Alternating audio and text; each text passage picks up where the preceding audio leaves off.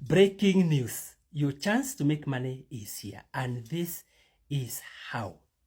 Global brewing giant Diageo is selling its 65% shareholding in East African Breweries Limited to Japanese beverage group Asahi Group Holdings in a 296 billion Kenya shillings deal. And this deal will be completed next year.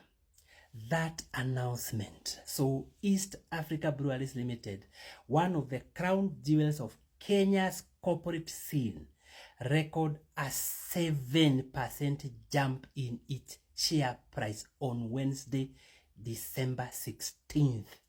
This so, East Africa Breweries Limited shares record a massive price gains, hitting 252 shillings a share. Hiyo sasa ndio kutengeneza pesa. Capital gains, or what you call paper wealth.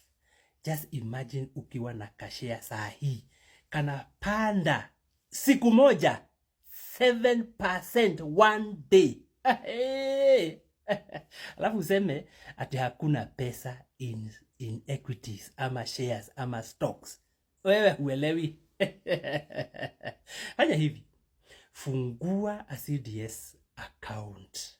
You can use any investment bank, any stock licensed stock broker. Hivyo tu, fund your account na uanze kutengeneza pesa. Ukitaka kuelewa zaidi. Number 1, pick any of these books, only 300 shillings. Uanze kazi. 2, pigia Mwadha Njoroge simu, mkae chini mahali chini ya mti, akueleze all that you need to understand about investing in stocks. Shida ni kwamba hata nikikuelezea vile watu wanatengeneza pesa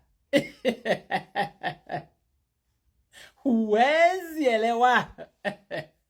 Huwezi.